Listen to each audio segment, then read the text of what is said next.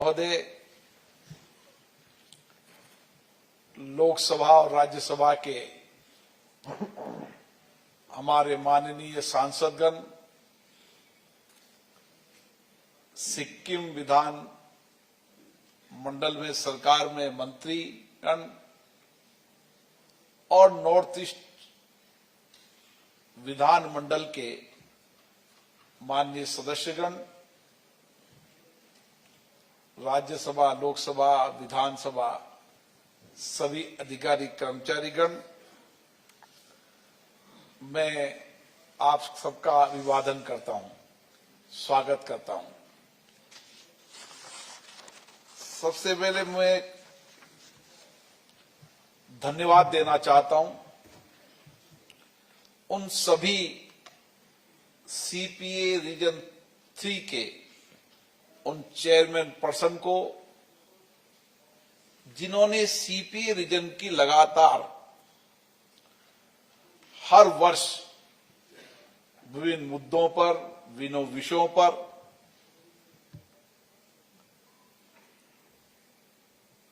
ये सम्मेलन आयोजित किया। पूरे देश के अंदर सीपीए रीजन 3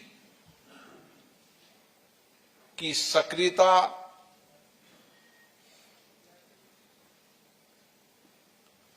लोकतांत्रिक संस्थाओं के प्रति उनकी प्रतिबद्धता और किस तरीके से नॉर्थ ईस्ट के मुद्दों और देश के मुद्दों पर चर्चा कर उनका समाधान हो, इस पर उनकी सक्रियता के लिए वर्तमान चेयरमैन सोना जी को बहुत बहुत शुभकामनाएं देता हूं, बधाई देता हूं। ये प्रदेश वो प्रदेश है जिसकी प्राकृतिक सुंदरता देश का सबसे ऊंचे पहाड़, नदियां, झीलें, झरने, एक ऐसा प्राकृतिक सुंदरता वाला प्रदेश जहां उसकी प्राकृतिक सुंदरता है, वहीं यहां पर रहने वालों लोगों की कोमलता है। और एक ऐसा प्रदेश जो भारत के सपनों को पूरा करना चाहता है, चाहे जैविक खेती के रूप में, पर्यावरण के लिए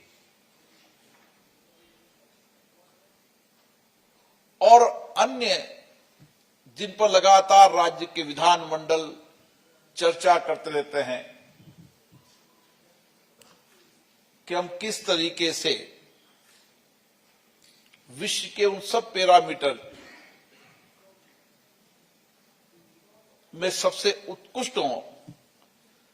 इस दिशा में इस राज्य ने विशेष रूप से प्रगति की है। इसके लिए मैं राज्य के मुख्यमंत्री जी को बहुत बहुत धन्यवाद देता हूं, जिन्होंने इस राज्य की प्राकृतिक सुंदरता, जैविक संरक्षणता, जैविक खेती और जिस विषय पर पूरा विश्व चिंतित है, पर्यावरण के लिए, उनके कार्यों में प्रतिबद्धता झलकती है। जोन 3 एक वो संगठन सीपीए का है जिन पर विषय पर चर्चा होगी, संवाद होगा, ताकि हम लोकतांत्रिक संस्थाओं के माध्यम से देश के लोकतंत्र को सशक्त कर सके, मजबूत कर सके। ये संस्थाएं जनता के प्रति जवाबदेही हो, शासन और प्रशासन में पारदर्शिता लाए और इनके चर्चा संवाद से जो निष्कर्ष निकले, जो फैसले हो, उससे इस सारे क्षेत्र के सामाजिक आर्थिक कल्याण की एक दिशा बने। विशेष रूप से पूर्वोत्तर क्षेत्र जो हमारा सबसे महत्वपूर्ण क्षेत्र है, जिसके लिए माननीय प्रधानमंत्री नरेंद्र मोदी जी ने पूर्वोत्तर क्षेत्र के विकास के लिए एक व्यापक कार्य योजना बनाई, मंत्रालय बनाया और किस तरीके से पूर्वोत्तरों की समस्याओं का समाधान निश्चित समय निश्चित अवधि के अंदर हो, चाहे इंफ्रास्ट्रक्चर के अंदर हो, चाहे सामाजिक विकास हो, आर्थिक तंत्र मजबूत हो और यहां के लोगों की आर्थिक आमदनी बढ़े, उसके लिए भी नरेंद्र मोदी जी ने एक विजन के आधार पर काम करने का प्रयास किया है, जिसके परिणाम हम देख रहे हैं। चाहे रोड कनेक्टिविटी हो, चाहे रेल कनेक्टिविटी हो, चाहे एयर कनेक्टिविटी हो। विशेष रूप से सिक्किम ने तो इंफ्रास्ट्रक्चर के रूप में अपने नए कीर्तिमान हासिल किए हैं। निश्चित रूप से हम सबका एक प्रयास रहता है कि इन विधानमंडलों की चर्चा, संवाद और बनने वाले कानूनों से हम लोगों के सामाजिक आर्थिक बदलाव के साथ साथ इस देश को विश्व की सबसे अग्रिम पंक्ति पर लाने का काम करें, क्योंकि भारत लोकतंत्र की जननी है। हमारे लोकतंत्र की विशालता, विविधता है, विविध संस्कृति, ये हमारी ताकत है। और इसीलिए इस 75 वर्ष की लोकतंत्र की यात्रा में हमने चर्चा, संवाद, कानून बनाकर देश में सामाजिक आर्थिक परिवर्तन का एक नया दौर शुरू किया है। और ये अमृत महोत्सव हमारे लिए यहां के सामाजिक आर्थिक प्रतिबद्धता है और लोकतंत्र को और मजबूत और जवाबदेही बनाने के लिए प्रतिबद्धता भी है। मुझे बहुत खुशी है कि नॉर्थ ईस्ट की विधानमंडलों के अंदर व्यापक चर्चा होती है, संवाद होती है, कानून बनाते समय सक्रिय भागीदारी होती है और सबसे कम गतिरोध होता है। कई विधानमंडलों में तो कभी गतिरोध ही नहीं हुआ। ये एक अच्छी परंपरा है, अच्छी परिपाटियां हैं। हम सदन की गरिमा को बनाए रखें,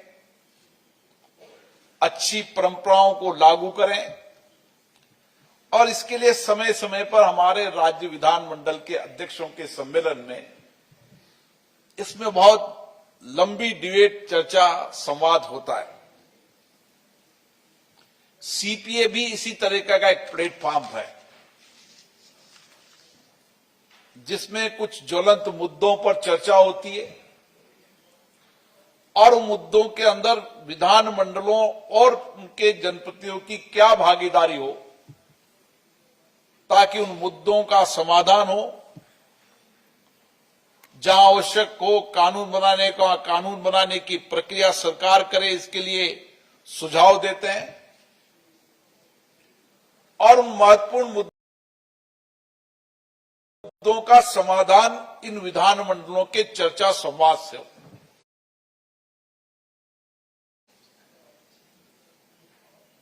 इसी तरीके की सीपीए रीजन ने एक महत्वपूर्ण मुद्दे जो रखे हैं, मादक पदार्थों का सेवन, विधानमंडलों के अंदर जनता की सक्रिय भागीदारी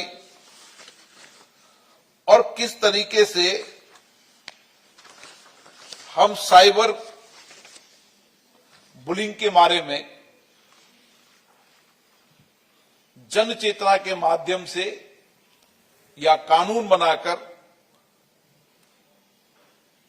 इसके लिए भी हम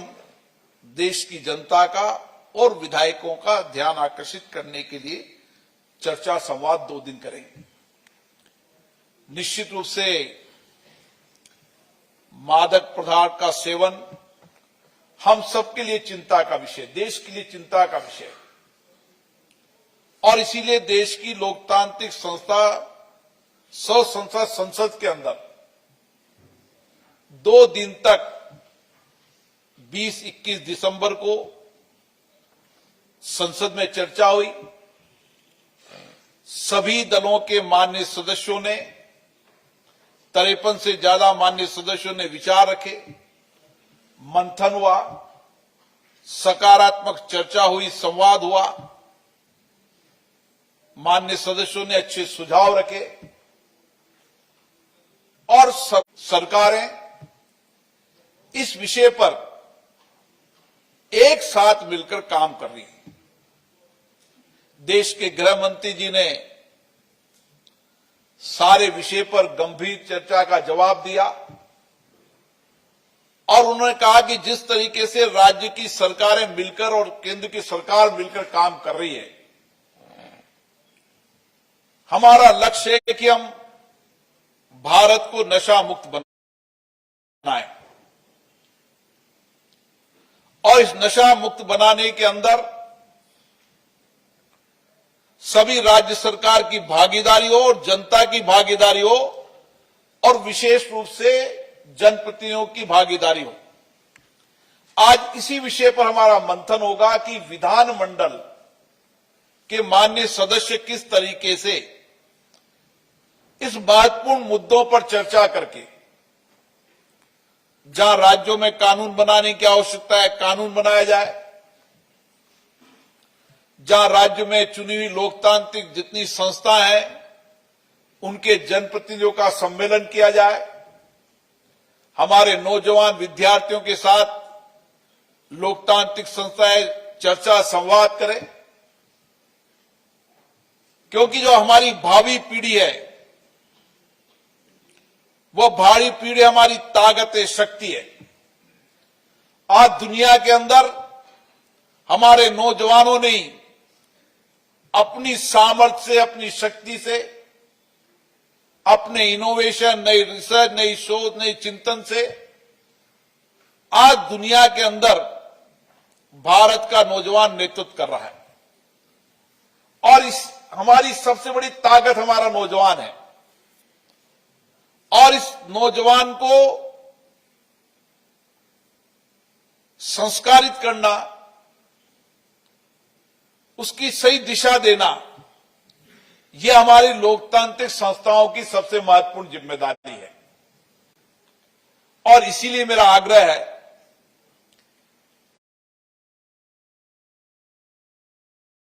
कि नॉर्थ ईस्ट के सभी प्रदेश के विधानमंडल के अध्यक्ष भी आए, सदस्य भी आए, हम एक व्यापक कार्य योजना बनाने के विचार करें और इस लक्ष्य के साथ जैसे सिक्किम ने 2016 के अंदर जैविक प्रदेश बनाने का काम किया, उसी तरीके से अपने अपने प्रदेश के अंदर ये विधानमंडल चर्चा संवाद के साथ, संकल्प के साथ कि मेरा राज्य विधान नशे से मुक्त है और जब सब राज्य सामूहिकता से अपने अपने राज्य को नशा मुक्त राज करेंगे तो देश नशा मुक्त होगा। यह हमारा संकल्प होना चाहिए। और इसी के साथ दूसरा महत्वपूर्ण विषय, विधानमंडलों के अंदर जनता की सक्रिय भागीदारी। एक व्यापक संवाद चर्चा, जनता की पहुंच विधानमंडल तक, ये आजादी के 75 साल बाद भी इसलिए जरूरी है कि आज भी जब संसदों के अंदर या विधानमंडलों में जब कानून बनते हैं और कानून बनते समय जो चर्चा संवाद होना चाहिए, चर्चा संवाद करते समय जनता की सक्रिय भागीदारी इन लोकतांत्रिक संस्थाओं के साथ हो। जब कानून बने तो उसमें कानून बनाते समय जनता का सक्रिय योगदान हो, वह अपने अपने जनप्रतिनिधियों को कानून बनाने में आवश्यक सुझाव दें और जनप्रतिनिधि विधानमंडल भी जितनी भागीदारी लोकतांत्रिक संस्थाओं की होगी, वहां की जनप्रतिनिधि की होगी, उतनी हम जनता की अपेक्षाएं, आकांक्षाओं, उनकी परेशानियों, कठिनाइयों को सदन में रख पाएंगे और उनका समाधान का अगर कोई रास्ता है तो हमारे विधानमंडल है जो जनता की समस्याओं, कठिनाइयों का समाधान कर सकते हैं। और इसलिए हमारी कोशिश होना चाहिए कि चाहे प्रौद्योगिकी का उपयोग करें, आईटी के और तंत्र का उपयोग करें, स्कूल कॉलेजों के अंदर जनसंवाद हो, युवा संसद हो, और हर मतदाता नहीं, भावी बनने वाले मतदाता भी हमारी इस लोकतांत्रिक संस्थाओं से उनकी पहुंच सीधी हो और उनकी भागीदारी बढ़े। मेरी अपेक्षा है कि जितनी सक्रिय भागीदारी जनता की बढ़ेगी, उतना लोकतंत्र भी सशक्त होगा, जनप्रतिनिधि भी जवाबदेह होंगी, शासन में भी पारदर्शिता आएगी, कार्यपालिका की जवाबदेही निश्चित होगी और जो नीतियां, कार्यक्रम, योजनाएं बनती है, उन योजनाओं का लाभ कितना जनता को मिले, उसका इनपुट भी अगर जनता देगी तो हम योजनाओं, नीतियों और कार्यक्रमों के बारे में भी सदनों में चर्चा कर पाएंगे। और कानून जो हमने बनाया, उस कानून का कितना लाभ जनता को मिला, ये भी अगर जितनी जनता की सक्रिय भागीदारी हो गए, उतनी हमारे राज्य और केंद्र विधानमंडलों में चर्चा, संवाद का स्तर भी बढ़ेगा और जनता की, हम सबके लिए चिंता का विषय जो हमारे उपसभापति जी ने बहुत ठीक से रखा कि आईटी का जितना उपयोग है उतना कहीं न कहीं उसकी गलत दिशा का भी नुकसान प्रदेश, देश को होता है। इसलिए आईटी का उपयोग, प्रौद्योगिकी का उपयोग हमारे दिनचर्या के लिए आवश्यक है, शासन प्रशासन में पारदर्शिता के लिए उपयोगी है, लेकिन उसके साथ जो उसके दूसरे पहलू है, उन पहलुओं पर भी जनता को सचेत करने की जिम्मेदारी इन विधानमंडलों की है, जनप्रतिनिधियों की है। इसलिए साइबर बुलिंग जैसे विषय पर जितनी लोकतांत्रिक संस्थाएं जनता के बीच में जाएगी, उतना ही बेहतर शासन होगा और उतनी शासन प्रणाली बेहतर बनेगी, पारदर्शिता बनेगी। इसलिए साइबर बुलिंग जैसे विषय पर भी आने वाली पीढ़ियों को हमें सचेत करना होगा, मार्गदर्शन करना होगा, ताकि हम इंफॉर्मेशन टेक्नोलॉजी का सही दिशा के अंदर उपयोग करें और उसका लाभ हमको मिले, उसका दुरुपयोग नहीं हो, इसके लिए भी हम विशेष काम करना होगा। मुझे आशा है कि हम सबका एक लक्ष्य है,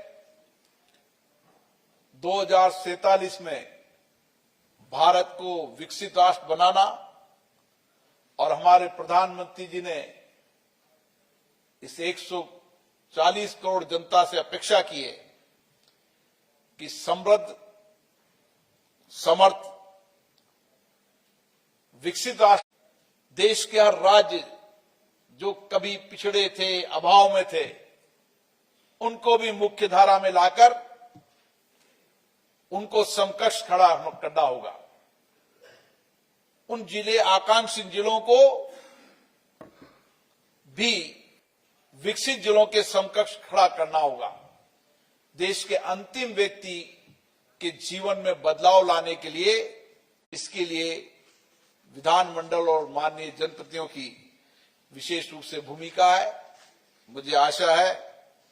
कि ये G20 और G20 के बाद P20 का सम्मेलन, जहां हम हमारी लोकतांत्रिक संस्थाओं के माध्यम से सामाजिक आर्थिक बदलाव, हमारी जीवन पद्धतियों के अंदर शासन चलाने की सर्वश्रेष्ठ पद्धति लोकतंत्र है और ये भारत की प्राचीनतम पद्धति है। जैसा अभी प्रेम सिंह जी ने कहा कि किस तरीके से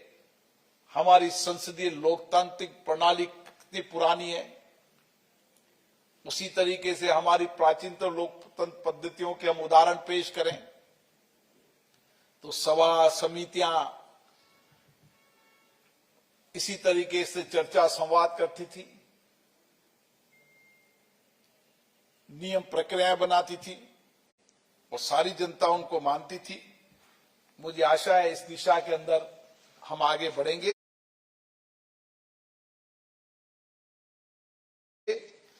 और G20 और P20 हमारे लिए मील का पत्थर साबित होगा, ताकि दुनिया को हम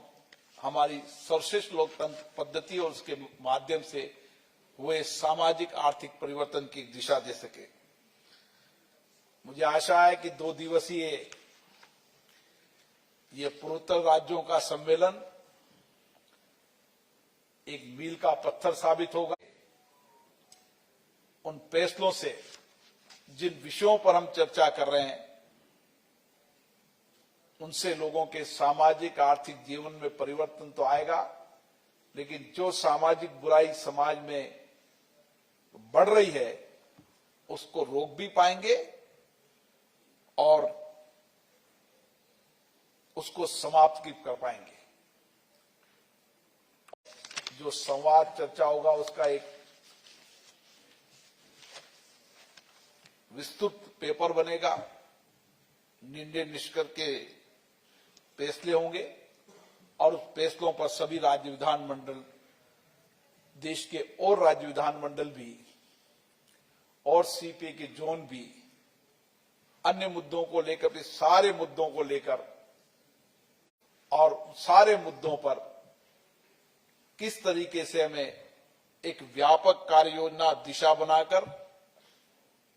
देश की लोकतांत्रिक संस्थाओं के माध्यम से, जनप्रतिनिधियों के माध्यम से हम इन मुद्दों का समाधान करेंगे और देश की सरकार और राज्य की सरकारों को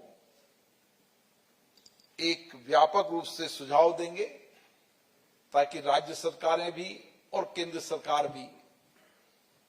उन तरह की नीतियां, कार्यक्रम, योजनाएं और कानून बनाकर इस देश में सामाजिक बदलाव ला सके। आप सभी को बहुत बहुत धन्यवाद। पुनः मैं सिक्किम विधानसभा के अध्यक्ष श्री अरुण कुमार उप्रेती जी को धन्यवाद देता हूं, राज्य के मुख्यमंत्री जी को धन्यवाद देता हूं कि उन्होंने सीपीए जोन के प्रतिनिधियों का जो स्वागत किया।